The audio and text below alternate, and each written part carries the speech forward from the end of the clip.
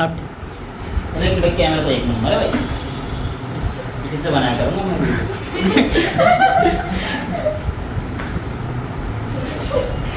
और जब तू छुट्टी पे रहेगी तब क्लास नहीं होगी, इसका मतलब ये थोड़ी है। तो कितनी देर में डालूँ, क्या फर्क पड़ रहा है, स्पेस बहुत है।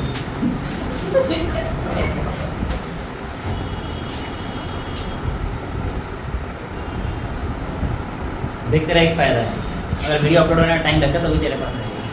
अगर तू कहेगी कि कॉपी करो और तू एक से कट करो, सर मुझे आपकी शक्ल देखनी नहीं, तब तो क्या ही कर सकते। फायदा भी है, टाइम पे नोट करने पड़ेगा। क्यों तो बाद में इसके वो समझा देंगे एडवांटेज। चल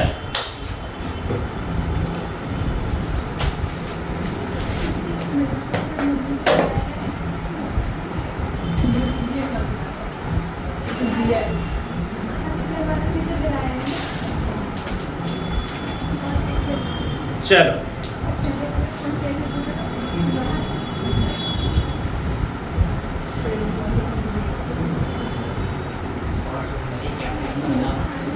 भाई कैमरा है और ये अच्छा कैमरा है। चलो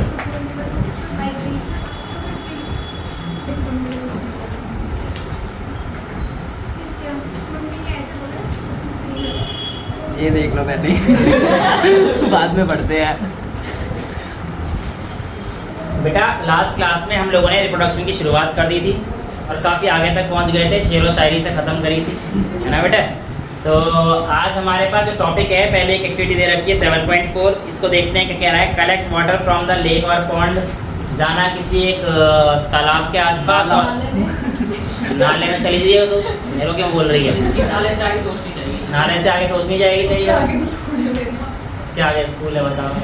इनका स्कूल तो ऐसा फेमस है, नाले के पार स्कूल चलोगे तो रिक्शे वाले को बोलेंगे। चलो खैर जैसा भी, वहीं से ले आना और ऐसा पानी लेके आना जो डार्क ग्रीन कलर का दिखे, जिसमें कुछ फिलामेंटस स्ट्रक्चर आपको दिखाई दे। फिर उसके बाद आप ले आना, मैं स्लाइड पे लगा दूंगा आपके सामने, माइक्रोस्कोप आपके पास है ही। उसके बाद हम लोग ग्लिसरीन डाल देंगे, वो मेरे पास पड़ा हुआ है, कवर स्लिप से रख के माइक्रोस्कोप में देख लेंगे। तो लेके आ जाना, मैं दिखा दूंगा एक आध दो स्पायर वगैरह के अगर पड़े रहे तो, जो भी एलगी होंगी हम लोग उसमें देख लेंगे, ठीक है, क्योंकि आराम से मिल जाता है, ठीक है। तो ये हमारे पास 7.4 है, जो एक्टिविटी आप लोगों को लेके आनी है और हमें करनी है, ठीक है। नेक्स्ट है take a potato and observe its surface. Potato क्या है, अच्छा पोटैटो के तो वेजिटेटिव प्रिपोगेशन पढ़ना पड़ेगा ना बेटा। तो अभी तक हम लोगों ने वेजिटेटिव प्रिपोगेशन तो पढ़ा नहीं है, तो अब हम लोग क्या करने जा रहे हैं, अब हम लोग वेजिटेटिव प्रिपोगेशन को पढ़ने जा रहे हैं। और जो वेजिटेटिव प्रिपोगेशन है, अगर हम लोग उसकी बात करते हैं तो बेटा वेजिटेटिव प्रिपोगेशन में जो गर्मी लगे तो बता देना।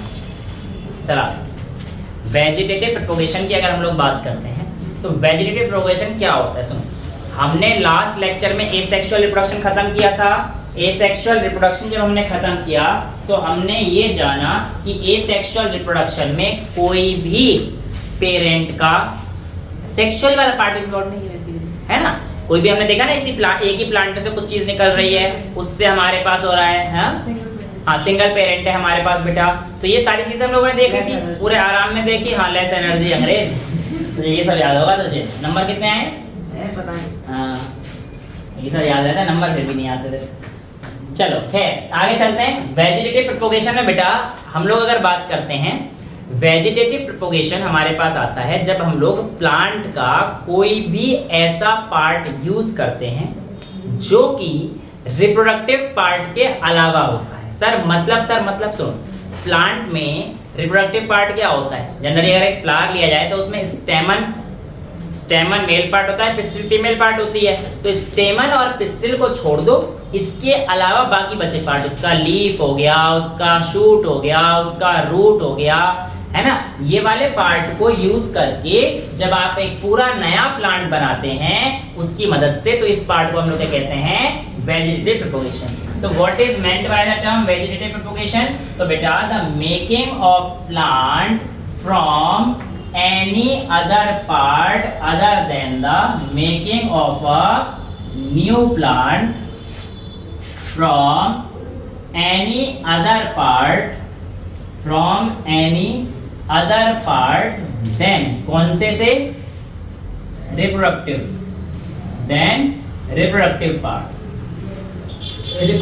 parts को छोड़कर आप लोग किसी और पार्ट का इस्तेमाल कर लीजिए, like root, shoot, leaves, ETC। इनका इस्तेमाल करके जब आप लोग एक नया प्लांट बनाते हैं तो उसको हम लोग क्या कहते हैं बेटा? Vegetative propagation. वेजिटेटिव प्रोपोगेशन में आपकी NCERT देखो यहाँ पे बोल रखी है देयर आर मेनी, और ये सभी चीज दे रखी है। तो हम लोग यहाँ पर एक एक करके डिटेल को पढ़ते हैं कि हमारे पास कौन कौन से ऐसे मेथड्स हैं जिससे हम लोग अपना वेजिटेटिव प्रोपोगेशन को पढ़ेंगे। ठीक है, तो सबसे पहले अगर हम लोग बात करते हैं तो NCERT का एक डायग्राम दे रखा है ब्रायोफाइलम का। तो बेटा ब्रायोफाइलम में हमारे पास क्या होती है, ध्यान से देखेंगे बेटा। जैसे लीफ है ना, तो इसकी लीफ की टिप पर हमारे पास कुछ ऐसे ऐसे नॉचेस बोलते हैं। क्या बोलते हैं इसे? लीफ की जो टिप पर हमारे पास प्रेजेंट है, क्या बोलते हैं? Leaf notches. फिर देखो हमने लीफ का रिप्रोडक्टिव पार्ट तो यूज नहीं किया, तो लीफ में हमारे पास उसकी टिप पर क्या प्रेजेंट है बेटा? ये लीफ नॉच या लीफ नॉचेस। तो जो लीफ नॉच होता है ये क्या करता है, हमारे पास सॉइल पे गिर जाता है। सॉइल पे गिर जाता है, और जब सॉइल पे गिरेगा तो यहाँ से एक नया पौधा पूरा रीजनरेट कर जाएगा। ठीक है, तो इसको हमने क्या बोला? Vegetative reproduction. तो और हाँ, ये अगर आपसे पूछा जाए कि क्या ब्रायोफाइलम में सिर्फ लीफ ही आपको रीजनरेट करने के लिए देती है, तो आंसर है नो। ब्रायोफाइलम की स्टेम से भी हम लोग दोबारा से उसका पूरा प्लांट उगा सकते हैं। ठीक है, तो अगर आपसे लेकिन स्पेसिफिकली पूछा जाए MCQ में देखे कि भाई 4 ऑप्शन ये रहे, स्टेम, रूट, लीफ, इसमें कौन सा होता है? अगर आपको 1 मार्क करना हो तो आप क्या मार्क करेंगे? उसका लीफ। अगर बोथ स्टेम एंड लीफ है तो आंसर वो करेक्ट जाएगा। ठीक है, क्लियर है? समझ में आता है बच्चे? नेक्स्ट, अगर मैं आप लोगों से बात करूंगा दूसरे में, तो उसमें हम लोग बात करते हैं एक अच्छे एग्जांपल की। चलो पहले मनी प्लांट ही कर लेते हैं, पैसा उगा लेते हैं पहले, है ना। कितने बच्चों के घर मनी प्लांट है बेटा?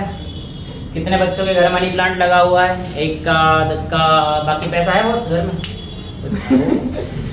हाँ, कह रहा है 1 मिनट भी नहीं सोचा। फॉर्च्यूनर भी है, ठीक।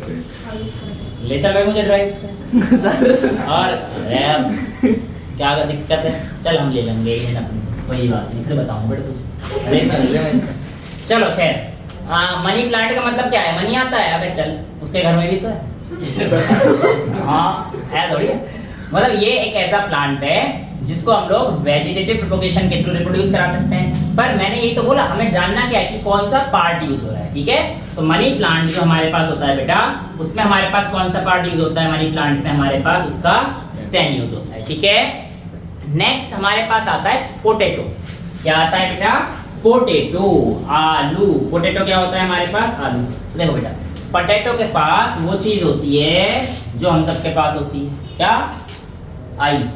पोटैटो के पास क्या होती है बेटा? आई। पोटैटो के पास ऐसे एक छोटा सा एक ट्यूबर निकला होता है। ठीक है, और इस ट्यूबर में यहाँ पर हम कहते हैं कि पोटैटो की क्या होती है हमारे पास? इसकी आई होती है। पोटैटो के पास क्या होती है? आई होती है। और जब पोटैटो की आई है, इसी की मदद से जब आप इसको कट करके सॉइल के नीचे डाल देते हैं तो उसको हम लोग क्या कह देते हैं कि हाँ यार ये पोटैटो है, ये तो बढ़िया है, अपना आराम से कहानी हो गई। और इसकी मदद से, मतलब जरूरी थोड़ी कि पूरा का पूरा आलू डाल दो। अब तुम खुद सोचो, एक पूरा का पूरा आलू डाल रहे हो और उसमें अगर तुम्हारे पास एक ऐसा पेड़ सिर्फ 1-2 आलू है तो फायदा नहीं हुआ ना, इतना टाइम वेट करना पड़ा। तो हम क्या करते हैं, आलू के ऊपर का आई काट देते हैं हल्का सा, उसको लेके लगा देते हैं और उससे पूरा पूरा नया प्लांट आ जाता है। तो आलू की खेती इसलिए जनरली कई बार फायदेमंद होती है, लेकिन इसकी दिक्कत क्या होती है बेटा कि एक तरह से डिसीज हो जाती है, मेजरली फंगल डिसीज वगैरह होती है। तो मेरे को एग्जैक्ट याद नहीं है, एक फंगल डिसीज जो लगी थी फाइटोप्थोरा की लगी थी, मैं एग्जैक्ट श्योर नहीं हूँ, पर फंगल डिसीज थी, फाइटोप्थोरा की थी जहाँ तक मुझे याद है। तो आयरलैंड में जनरली क्या था कि फूड के दौरान पोटैटो बहुत ज़्यादा कंज्यूम करते थे वहाँ पर। तो आयरलैंड में क्या हुआ, एक टाइम ऐसा आया कि जो फंजाई आई उसने पूरी जो पोटैटो की थी पूरी उसकी खेती को डिस्ट्रॉय कर दिया। ठीक है, तो क्योंकि एक पे लगे फिर जल्दी लग जाती तो पूरा ये डिस्ट्रॉय हो जाते हैं। तो ये जो स्पीशीज थी फाइटोप्थेरा, ये क्या है हमारे पास? एक फंजाई है और ये हमारे पास इस आलू पे लग गई थी। ये सब कॉम्पिटिटिव पॉइंट ऑफ व्यू से वही बड़ी क्लास में, अभी नहीं है ये वाला पार्ट, ये तो मैं एक्स्ट्रा बता रहा हूँ। ठीक है, बस हमारा आई तक है। ठीक है, तो ये फाइटोप्थेरा फंजाई पे लग गई और उसने पूरा उस टाइम ही खाली कर दिया। अब लोग आलू बहुत खाते थे तो इसलिए हम लोग उस वहाँ पे क्या हो गया, अकाल पड़ गया। तो उसको हम लोग क्या कहते हैं, ग्रेट आयरिश फेमाइन। तो अगर तुमसे कभी कभार ओलंपियाड में अगर कोई क्वेश्चन पूछ ले कि ग्रेट आयरिश फेमाइन किसकी वजह से था, तो आंसर क्या है, पोटैटो की वजह से, जिसमें हमारे पास कौन से फंजाई ने इन्फेक्ट किया था, फाइटोप्थेरा ने इन्फेक्ट किया था। ठीक है, तो ये हमारे पास कहानी आती है। अच्छा, अगर आपसे पूछेगा कि ट्यूबर क्या है, सिंपल है ट्यूबर, ये क्या है, आई किसके ऊपर आई, ट्यूबर के ऊपर आई। तो अगर आपसे पूछे कि ट्यूबर क्या है, सर ट्यूबर कुछ भी नहीं है, एक मॉडिफिकेशन है। It is simply a modification that stores food. और ये जरूरी नहीं कि कहीं सिर्फ और सिर्फ एक स्पेसिफिक पार्ट पे प्रेजेंट हो, रूट पे भी आ सकती है, शूट पे भी आ सकती है, इसका कोई ऐसा फिक्स नहीं। ठीक है, समझ में आया? It is simply a modification that stores food and reserve material. तो what is tuber? A modification that stores food and reserve material is called simply a tuber. ठीक है, तो potato tuber can be used for vegetative propagation, ये आपको बता दिया है। इसके अलावा आपकी एनसीईआरटी एक दो चीजें लिखती हैं। Plant raised by vegetative propagation can bear flowers and fruits earlier than produced from the seeds. ठीक है, अब यहाँ पे एक चीज और लिखी है, such methods are also possible to make बनाना, ये सब चीजें लिखी हुई हैं। तो बेटा अगर बनाना की हम लोग बात करेंगे तो बनाना के लिए भी हम लोग बात करेंगे वो आर्टिफिशियल मेथड में जाएंगे। आर्टिफिशियल प्रोपगेशन मतलब वेजिटेटिव प्रोपगेशन पढ़ा दिया ना, अभी मैं तुम्हारे पास अभी आगे और डिटेल में लेके जाऊंगा एनसीईआरटी की इस लाइन को समझाने के लिए, वहां पे समझेंगे। लेकिन बाकी जो लाइनें लिखी हुई हैं अनदर एडवांटेज, ये सब चीजें तो मैं आपको पढ़ूंगा, है ना। और उसके बाद हमारे पास क्या है, ये एक्टिविटी 7.5 है। तो एक्टिविटी 7.5 के लिए हम लोग जो है जाने से पहले आप लोगों को क्या पढ़ाता हूं मैं, आर्टिफिशियल वेजिटेटिव प्रोपगेशन पढ़ाता हूं। ठीक है, एनसीईआरटी का आपको समझ में आ गया? देखो हमारे पास जो एनसीईआरटी का पैरा है ये वाला पार्ट मैंने आपको समझा दिया है, और एक तो बनाना वाला पार्ट लिखा हुआ है। अगर मैं बनाना की बात करूंगा तो ठीक है मैं भी समझा दूंगा, पर मैं एक बार चाहता हूं कि आपको थोड़ा सा और डीप में लेके चलें, डेप्थ नॉलेज में, फिर मैं आपको ये वाला पार्ट समझा दूंगा। ठीक है, क्लियर है? तो ये समझ में आ गया आपको सबको? क्या पोटैटो को उगाने के लिए पूरा पोटैटो गाड़ना जरूरी है? नहीं। तो ये सारे आपको समझ में आ गए वेजिटेटिव, है ना। और भी बहुत सारे हैं, वेजिटेटिव मोड ऑफ रिप्रोडक्शन से, है ना। तो 3-4 एग्जांपल और हैं, उसको और देख लेते हैं। तो अब जो हमारे पास वेजिटेटिव में कौन सा आएगा, आर्टिफिशियल प्रोपगेशन बोलते हैं इसको। क्या बोलते हैं? आर्टिफिशियल वेजिटेटिव प्रोपगेशन ही बोल सकते हैं। आर्टिफिशियल वेजिटेटिव प्रोपगेशन क्या होता है बेटा इसमें? जैसे इसने बताया बनाना वगैरह का, तो होता क्या है, देखो इसमें हमारे पास 3 तरीके की होती है। पहला तो हम लोग करते हैं इसमें स्टेम कटिंग। क्या करते हैं? Stem cutting. जैसे बनाना हो गया, है ना। और इसके अलावा बेटा हमारे पास ये आपका जो आप देते हो एक दूसरे को, गुलाब है, क्या बोल रहा है, नहीं दिया तुमने आज तक किसी की? शक्ल भी नहीं है तरीके से। हाँ, शुगर केन भी स्टेम कटिंग से होता है बच्चे, बिल्कुल होता है, 100% होता है। ठीक है, ये सारे प्लांट हम लोग क्या करते हैं कि आप लोगों को जरूरी नहीं है कि पूरा का पूरा रूट से ही, सीडलिंग से ही दोबारा लगाना पड़े, जरूरी नहीं है। हम लोग क्या करते हैं कि एक प्रॉपर जगह से देखते हैं, कट मार देते हैं, ये वाला पार्ट उठा देते हैं, ये वाला पार्ट तो लगा ही हुआ है, और ये वाला पार्ट को उठाकर यहाँ पे फिक्स कर देते हैं। इस वाले पार्ट को उठाकर यहाँ पे फिक्स कर दिया हम लोगों ने, तो ये लग गया यहाँ पर, और इससे हमारे पास पूरा नया का नया प्लांट उग जाता है। ठीक है, समझ में आया? तो ये स्टेम कटिंग होती है। तो स्टेम कटिंग किस किस में देखी जाती है आपकी? रोज, है ना, बनाना, शुगर केन, ये सारी होती है। तो इसको हम लोग कटिंग या फिर स्टेम कटिंग। इसके अलावा एक चीज और आती है हमारे पास, जिसको हम लोग क्या कहते हैं, ग्राफ्टिंग।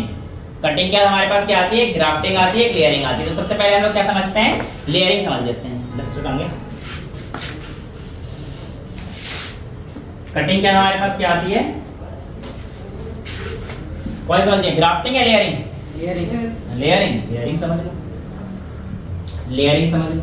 लेयरिंग में क्या होता है बच्चे, बहुत ध्यान सुनना इस चीज को। लेयरिंग में क्या होता है, हमारे पास मान के चलो एक प्लांट है, ठीक है, बहुत ध्यान समझना इस चीज को। प्लांट में हमारे पास ये उग रहा है, हमारे पास है ना, ऊपर हमारे पास पत्ती, फूल पत्ती सारी चीज जा रही है, यहाँ से कोई दिक्कत नहीं। अब सुनो, ये हमारे पास ग्राउंड है, ये हमारे पास ग्राउंड है। इस प्लांट का वो वाला पार्ट हम उठाते हैं जिसमें हमारे पास एक आध बड होती है, एक आध बड होती है, यानी कि there must be a bud on it and we dip it into the ground. हम उसको क्या करते हैं, अंदर ग्राउंड की तरफ कर देते हैं, और एरियल पार्ट से हम लोग उसको ग्राउंड में लेके आ गए, और कुछ टाइम में हम लोग देखते हैं कि वो हमारे पास कहाँ हो गई है, पूरे नए प्लांट पे इंडिविजुअल पूरा ग्रो हो गया, और इससे हमारे पास क्या मिलने लगे, हमें फूल पत्ती मिलने। तो ये हमारे पास क्या होती है बेटा, लेयरिंग होती है। जब आप लोग क्या करते हो, उसके एक पार्ट को जिसमें हमारे पास क्या होता है, हमारे पास एक बड वगैरह होता है, उसको हम लोग अंदर डाल देते हैं, और वहीं से हमारे पास पूरा क्या होता है, ये नया प्लांट जर्मिनेट हो जाता है। ठीक है ना। तो ये हमारे पास बेसिकली करे जाते हैं किसमें, जैस्मीन का जो पौधा होता है उसमें हम लोग लेयरिंग वगैरह करते हैं। ठीक है ना, समझ में आ गया। तो एक पार्ट करा, नीचे करा, उसमें से ऊपर आ गया, हमारे पास क्या होती है, लेयरिंग। समझ में आ गया। लास्ट कौन सा बचा था, graft. Artificial method of reproduction में जो हमारे पास बेटा ग्राफ्टिंग होती है, इस ग्राफ्टिंग को आप ऐसे समझेंगे कि हमारे पास यहाँ पर दो चीजें होती हैं। एक्चुअल में grafting is a artificial method of propagation, जिसमें हम लोग क्या करते हैं समझ लेते हैं बेटा, सुनो ध्यान से। आर्टिफिशियल मेथड में इसको करने के लिए अगर जैसे हमें मान के चलो कोई दो चीजें पसंद नहीं आ रही हैं, है ना, तो हम क्या करते हैं एक चीज इसकी लेते हैं, एक चीज इसकी लेते हैं, उन दोनों को मिला देते हैं और चाहते हैं कि हमारे पास जो हम डिजायर्ड कैरेक्टर, जैसे कि मान के चलो मैं तुम्हें समझाता हूँ हुआ क्या था।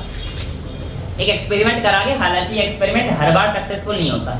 लोगों ने क्या सोचा, यार आलू एक जगह, टमाटर एक जगह, इन्होंने कहा मजा नहीं आ रहा है, उन्होंने कहा मजा नहीं आ रहा है, तो इन्होंने क्या करा, इन्होंने क्या कहा, पोटैटो उठा लिया और टमाटो उठा लिया। तो इन्होंने क्या करा, यार ऐसा कुछ हो जाए कि आलू टमाटर एक ही बार में बन जाए, तो इन्होंने क्या करा, पोटैटो को उठाया, टमाटो को उठाया और उसको क्रॉस करा दिया। इसको कहते हैं हाइब्रिडाइजेशन। जब हम लोग दो स्पीशीज को क्रॉस कराते हैं to obtain desired product, when two species are crossed या interbreed to obtain desired product, then it is called hybridization. ठीक है बेटा, तो हाइब्रिडाइजेशन कराया पोटैटो और टमाटो को। जब पोटैटो और टमाटो को क्रॉस कराया तो क्या मिला, पोमैटो। पोमैटो एक था, एक्सपेरिमेंट करा था, यूएसए में कराया था, है ना। तो लोगों ने सोचा होगा आलू टमाटर एक ही बार में बन जाएगा, आलू टमाटर एक ही बार में बन जाएगा। फिर लोगों ने जब बनाया उसमें ना आलू था ना टमाटर था, हाँ बेटा बीच का रहेगा।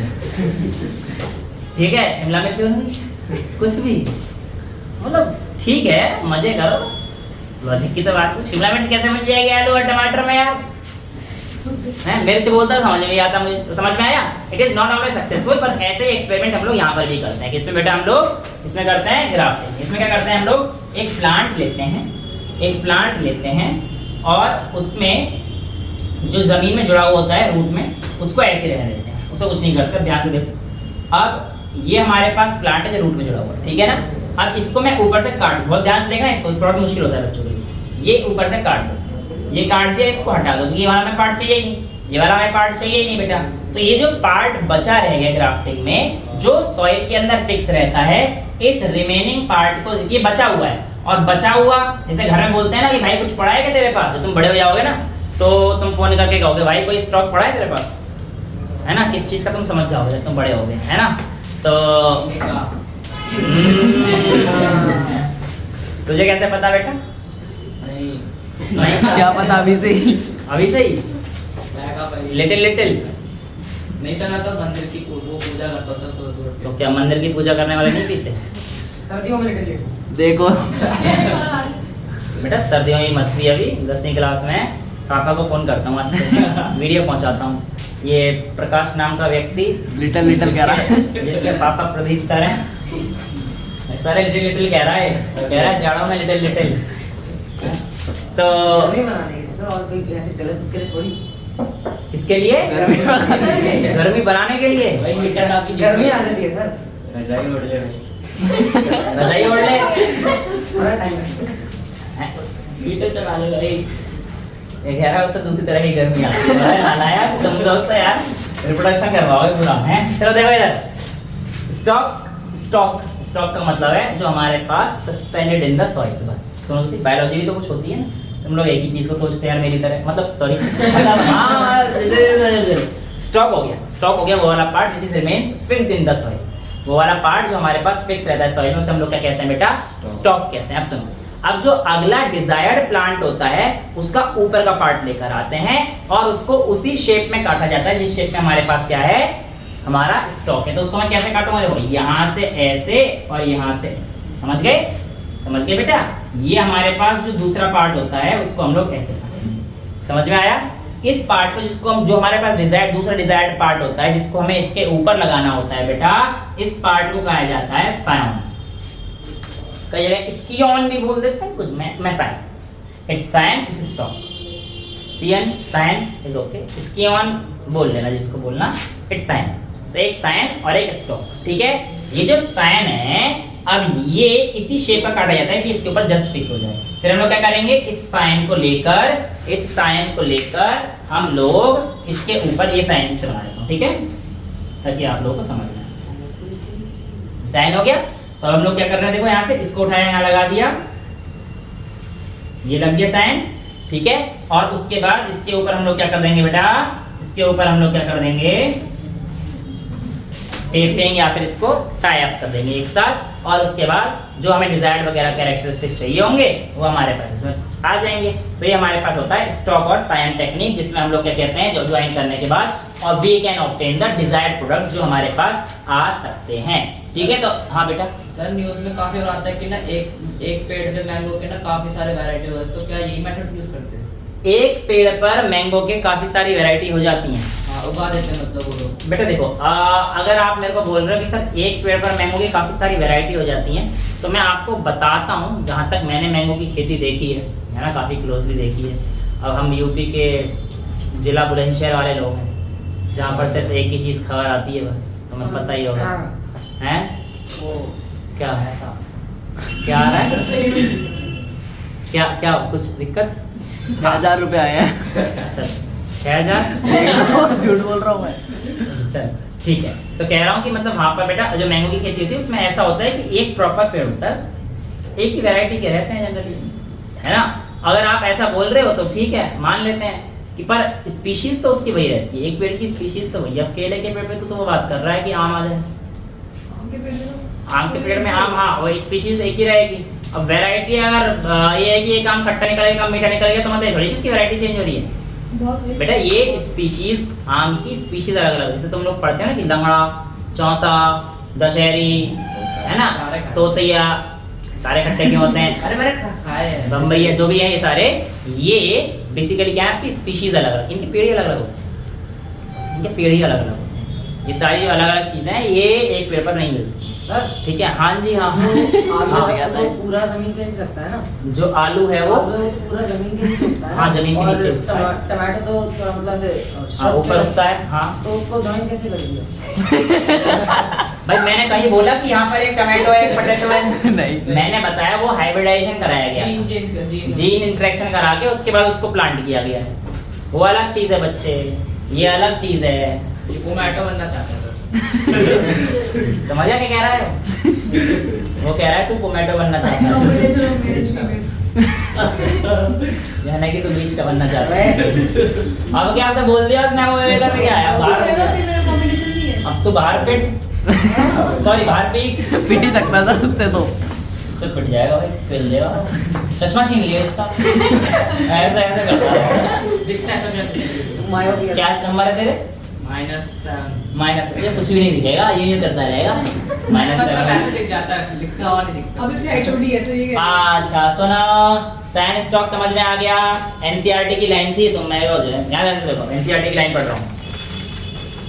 Such method also makes the possible propagation for plants such as banana, orange, rose and jasmine. समझ में आ गया आप सभी को ये सारे प्लांट कैसे बनाएंगे? जैस्मिन का मैंने बता दिया, रोज का मैंने आपको बताया, सबका बता दिया है। That have lost the capacity to produce seed. देखो बेटा, आपसे मैं पूछ रहा है एडवांटेजेस ऑफ वेजिटेटिव प्रोपगेशन। सबसे पहले एडवांटेज तो यही आएगा कि आप लोगों के पास जो वेजिटेटिव प्रोपगेशन है, एक मिनट एक कॉल अर्जेंट है। हेलो, अच्छा बेटा अब एक बार देखो यहाँ पर एनसीईआरटी एक बार फटाफट से पढ़ते हैं इस चीज को। यहाँ पर क्या रखा है? सच matter also makes the possible for the propagation of that plant which do not या which can't produce seed।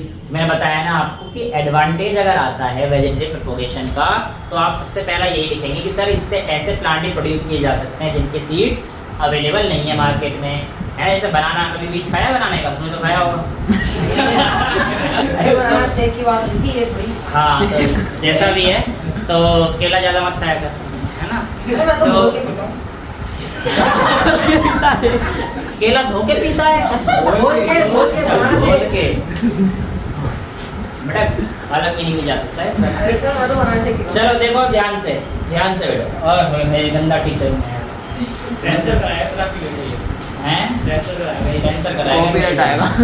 बेटा ऐसी बातें मत करवाया करो मेरे से, आराम से बताया करो। सुनो अच्छा, अब मेरी बात सुनो। तो यहाँ पर क्या हुआ? एडवांटेज में आपको बता रहा था, यहाँ पर पहला, दूसरा ये टाइम कम लेता है।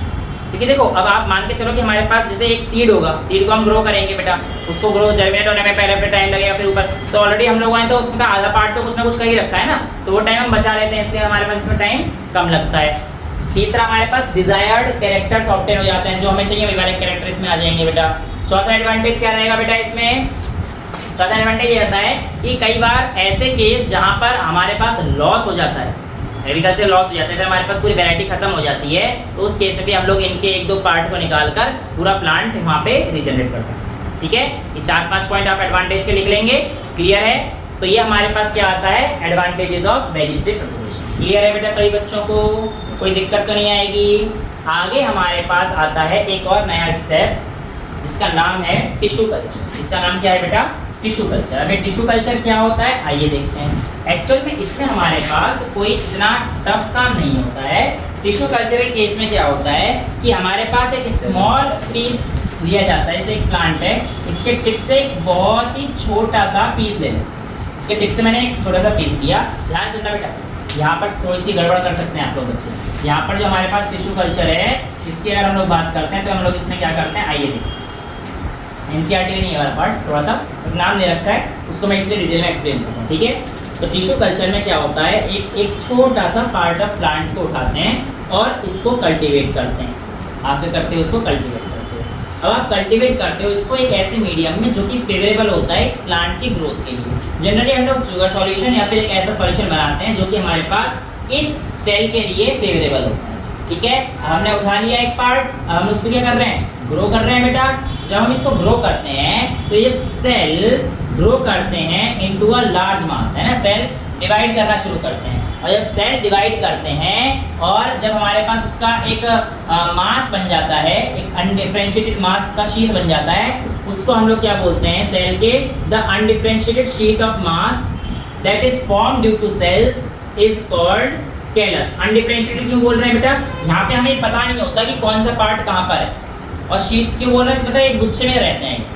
तो एक अनडिफरेंशिएटेड पार्ट जो सेल का बना हमारे पास, उसको हम लोग क्या बोल रहे हैं, कैलस। तो इस सेल से हमारे पास अब मल्टीप्लाई तो करेगा ही सेल तो बेटा हमारे पास, और ये बहुत जल्दी करता है, ये बहुत जल्दी करता है, ये कैलस हो गया। ठीक है, कैलस को हम लोग कुछ दिन तक रहने देते हैं। तो कैलस में जरा से टाइम में ही हमारे पास क्या आता है, छोटे छोटे छोटे छोटे ऐसे डिफरेंशिएट होके बेटा इसमें आ जाते हैं, रूट और शूट्स में डेवलप इसके अंदर हो जाते हैं। ठीक है, रूट और शूट्स में डेवलप हो जाते हैं। अब हम लोग इसको सीधा उसमें लेके जाते हैं जमीन पे। हम लोग क्या करते हैं, इसको एक सॉल्यूशन में लेके जाते हैं जो हमारे पास ग्रोइंग मीडियम बोलते हैं। ग्रोइंग मीडियम तो एक यहाँ पर भी होता है, यहाँ पर भी हमारे पास एक सॉल्यूशन था। अब यहाँ पर वो वाला मीडियम रखा है जहाँ पे रूट और शूट अलग अलग रखे जाते हैं। ठीक है, तो यहाँ पर इसको हम लोग ग्रोइंग मीडियम में ग्रो कर देते हैं और ग्रोइंग मीडियम में हमारे पास ये क्या हो जाता है, डेवलप हो जाते हैं। ये डेवलप हो गए बेटा, है ना, ये डेवलप हो गए हमारे पास, रूट शूट हमारे पास प्रॉपर डेवलप हो गई। और इसके बाद हम लोग इसको they are transferred into the soil. तो हम लोग सॉइल को ग्रो करते हैं और यहाँ पे हमारे पास ये वाला पार्ट आ जाता है। अब देखो इससे कितने फायदे हैं तो मैं बताता हूँ। पहला, टाइम कम लगता है। दूसरा बेटा, बहुत सारे प्लांट ग्रो किए जा सकते हैं, एक ही बार में ग्रो करे जा सकते हैं। तीसरा बेटा, याद रहे कि अगर हमारे पास प्लांट नीचे से खराब हो रहा है तो ऊपर से सैंपल तोड़ लो, ऊपर से खराब हो रहा है तो नीचे से सैंपल तोड़ लो। तो हमारे पास किसी भी डैमेज प्लांट से भी हम लोग हेल्दी प्लांट प्रोड्यूस कर सकते हैं with the help of tissue culture. Callus समझ में आ गया? अब ध्यान सुनो, क्योंकि हम लोग एक छोटे से पार्ट से बहुत ज़्यादा नंबर ऑफ प्लांट्स प्रोड्यूस कर रहे हैं within a short span of time, तो the process in which a small part of a plant produces large number of plants in a very short span of time, then such process is called micro propagation। तो micro propagation क्या होता है बेटा, जब आप बहुत छोटे part से काफी ज्यादा बड़े नंबर पर प्लांट उगा देते हैं तो हम लोग इस प्रोसेस को कहते हैं माइक्रो प्रोपगेशन। क्या आप लोगों को माइक्रो प्रोपगेशन समझ में आया सभी बच्चों को? ठीक है, इसके बाद हमारे पास यहाँ पर ना एक एनसीईआरटी का एक डेटा है, स्पोर फॉर्मेशन के बाद एक लाइन है ना, all the mode that we have individual asexual reproduction. और यहाँ पर एसेक्सुअल रिप्रोडक्शन लास्ट मतलब इसका एंड करता है, यहाँ पे स्पोर फॉर्मेशन का एनसीईआरटी लाइन एंड कर रहा है ना एसेक्सुअल। यहाँ पर देखो, all the modes of reproduction that we have discuss so far allow new generation to be created from single individual, this is known as asexual reproduction। ये definition तो मैंने पहले ही पढ़ ली थी, लेकिन इसमें हमारे पास एक चीज होती है बेटा, याद रहे कि all the individuals, ये तो है ही हमारे पास asexual reproduction, ये तो हम लोग पिछली क्लास में पढ़ चुके थे, लेकिन मैं यहाँ पे क्या कह रहा हूँ कि all the individuals developed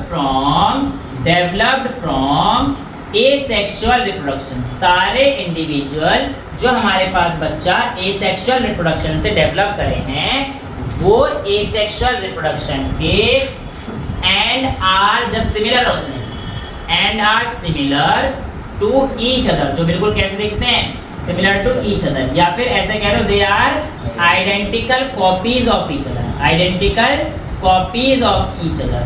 तो ऐसे identical copies of each other जो होते हैं इनको हम लोग क्या बोलते हैं बेटा, क्या बोलते हैं, क्लोन्स। क्या बोलते हैं बेटा, क्लोन्स। तो clones are a product in case of asexual reproduction. समझ में आ गया बेटा एसेक्सुअल रिप्रोडक्शन के इस पार्ट का मतलब क्या है, क्लियर है सब बच्चों को। अब हम लोग जो है एनसीईआरटी के सेक्सुअल रिप्रोडक्शन से पहले अगर आप देखोगे तो आप लोगों के पास यहाँ पर दे रखा है एनसीईआरटी के एक पार्ट क्वेश्चंस, इंटेक्स क्वेश्चन दे रखे हैं, दिख रहा है भाई, दिख रहा है सबको। चलिए पहला क्वेश्चन है how does binary fission differ from multiple fission. ये तो मैंने कल ही डिस्कस करा दिया था बेटा। बाइनरी फिशन यूनिसेलुलर ऑर्गेनिजम्स में आता है और मल्टीपल फिशन किस में आता है बेटा, कुछ भी। मल्टीपल फिशन भी तो हमारे पास यूनिसेलुलर में आ सकता है, पर इसमें मल्टीपल फिशन में क्या था, एक टाइम पे कई सारे इंडिविजुअल्स आ सकते हैं, वो फ्रेगमेंटेशन है, वो फ्रेगमेंटेशन है। नालायकों, बाइनरी फिशन जो मैंने कल बताया था वो फ्रेगमेंटेशन है। इसमें अंतर ये आता है पहला कि बाइनरी फिशन में केवल 2 इंडिविजुअल आते हैं और मल्टीपल फिशन में हमारे पास क्या आते हैं, 2 से ज़्यादा इंडिविजुअल। ठीक है ना, क्लियर है। तो एग्जांपल फिर लिख देना, दूसरा पार्ट इसका एग्जांपल आ जाएगा, 2 नंबर से ऊपर एक क्वेश्चन आएगा। टिश्यू कल्चर का एग्जांपल दे दो, किसमें होता है? बेटा टिश्यू कल्चर है तो प्लांट के ऐसे एग्जांपल थोड़ी हैं, किसी का भी करा दे जो प्लांट होते हैं। प्लांट जनरली प्लांट होते हैं एग्जैक्ट, अब बिल्कुल जो तेरे को कराने रिक्वायरमेंट नहीं करा दे, जनरली जो छोटे प्लांट होते हैं उनकी कराई जाते हैं। ठीक है, next, how will an organism be benefited if it reproduce through spores. कोई भी ऑर्गेनिज्म कैसे बेनिफिट करेगा जब वो स्पोर्स से ग्रो करेगा, बताओ कैसे करेगा बेटा। तो देखो बेटा, जब भी हम लोगों के पास स्पोर्स से ग्रो किया था तो मैंने कल आपको बताया था spores are produced in a sac called sporangium, बताया था ना। स्पोर्स किसमें प्रोड्यूस होते हैं, एक सैक में प्रोड्यूस होते हैं। उस सैक का मतलब है थैला, सैक का मतलब होता है बेटा थैला, स्पोरेंजियम। तो इस स्पोरेंजियम के ऊपर जब अनफेवरेबल कंडीशन आती है तो क्या जुड़ जाती थी इसके ऊपर एक सिस्ट बन जाती थी बेटा। अब देखो पहला बेनिफिट तो ये हो गया, in spores during unfavourable condition cyst is formed which prevents its for larger duration of time. इसके ऐसे लंबे समय तक तो प्रिवेंट रहता है। और क्या है थ्रू स्पोर्स। अब देखो इससे क्या होता है, अच्छा एक तो एडवांटेज ये हो गया, दूसरा जब ये स्पोर निकलते हैं, जब ये स्पोर निकलते हैं तो दूसरा एडवांटेज ये है कि एक बार में कई सारी प्रोजेनी ग्रो हो जाती है, दूसरा एडवांटेज हो गया। तीसरा, क्योंकि spores are light in weight, इसलिए आराम से एक जगह से दूसरी जगह पर डिस्पर्स भी हो जाते हैं, ट्रेवल भी कर लेते हैं बेटा। समझ में आ रहा है ना सही बच्चों को। चौथा देखते हैं क्या क्वेश्चन है, चलो तीसरा question, can you think of reason why more complex organism can not give rise to new individual through regeneration. ये कह रहा है क्या आप कुछ ऐसा सोच सकते हैं कि क्यों मोर कॉम्प्लेक्स ऑर्गेनिज्म नए इंडिविजुअल को रीजनरेशन से राइज नहीं कर सकते। है तुम हो, अब तुझे अगर अपना जैसे एक कॉपी बनानी है, मान के चल दूसरा प्रकाश निकालना है ना, तो उसके लिए कैसे क्या करेगा, हंस के गायब है, तभी तो करेगा बेटा। प्रकाश मतलब लाइट नहीं, पता तुझे भी क्या कह रहा हूँ अंग्रेजी। मतलब मेरा कहने का ये मतलब है बेटा कि तू अपना हाथ काट के प्रकाश निकाल देगा, नहीं निकाल सकता ना। मतलब तू एक दूसरा प्रकाश इस हाथ को काटेगा और बोलेगा तो वो तो नहीं होता ना कि प्राणायाम निकल रहे हैं, सर कट रहा है और हाँ सर निकल रहे हैं। रावण की तरह हमारे सर तो नहीं निकल सकते भैया। कहने का मतलब है कि रीजनरेशन हमारे अंदर पॉसिबल क्यों नहीं है, ये क्वेश्चन पूछा। ठीक है, सुनो बेटा, इसका पहला रीजन होता है कि मोर कॉम्प्लेक्स, इसका सबसे मेन आंसर होता है वो ये होता है कि मोर कॉम्प्लेक्स ऑर्गेनिज्म में every cell has its division of labour. हर एक सेल, डिवीजन ऑफ लेबर मैंने आपको 9th क्लास में बहुत अच्छे से पढ़ाया है। डिवीजन ऑफ लेबर मैंने 9th क्लास में आपको बहुत अच्छे से पढ़ाया है। जिन बच्चों ने नहीं पढ़ा एक बार दोबारा बता देता हूँ क्योंकि यहाँ पर ये आ गया। Every cell has its division of labour का मतलब है हर एक सेल का अपना एक स्पेसिफिक फंक्शन होता है और जो जिसका काम है वही काम करेगी। अगर आप हाथ का ही पार्ट काटोगे ज़्यादा से ज़्यादा हाथ ही बनाएगी, पूरा नया पार्ट नहीं बना सकती। मैं कह रहा हूँ ये भी आसानी से नहीं बनेगा हमारी ह्यूमन बॉडी में, तो नहीं ही बनेगा, है ना। लेकिन ज़्यादा से ज़्यादा जो बनाएगा भी अगर हल्की सी वाली पार्ट यही बनाएगा ना, इससे पूरा इंडिविजुअल कैसे बनेगा? क्यों कि हमारे पास यहाँ पर क्या होता है, डिवीजन ऑफ लेबर होता है, और इसलिए हमारे पास ये डिवीजन ऑफ लेबर की वजह से क्या होता है, every cell then forms a tissue and an organ and these organs works in a coordinated manner. ये सारे ऑर्गन अलग अलग जो हैं ये कोऑर्डिनेटेड मैनर में काम करते हैं। तो हमारे पास डिफरेंट ऑर्गन्स हैं डिफरेंट चीज़ों के लिए, इसलिए हमारे पास रीजनरेशन से पूरा इंडिविजुअल ग्रो कभी नहीं कर सकता। लेकिन होता क्या है इनके, फिर आगे इसमें और लिखोगे, but in case of lower organism a single cell is capable of performing all the functions, therefore it is possible for a single cell to rise through regeneration. समझ में आगे क्या आंसर लिखना है? बाकी आप लोगों के आंसर फॉर्मेशन में मैं आपको बोर्ड के हिसाब से आंसर लिखवाई दूंगा। नेक्स्ट है why is vegetative propagation practice for growing some type of plant. ये क्या है? एडवांटेज ऑफ वेजिटेटिव प्रोपगेशन, अभी हमने डिस्कस किया था, राइट। नेक्स्ट है why is DNA कॉपिंग an essential part of the process of reproduction. बेटा देखो डीएनए कॉपिंग एसेंशियल पार्ट क्यों है, तो ये मैंने आपको पहले दिन ही समझाया था, है ना। क्योंकि हाँ बेटा कि डीएनए की कॉपिंग कैसे क्या होगा कि due to DNA copying the same gene will be inherited from previous generation to the next generation. Same gene आएंगी एक तो, ठीक है, जिसकी वजह से क्या रहेगा, population will continue to grow और स्टेबिलिटी मेंटेन रहेगी, है ना।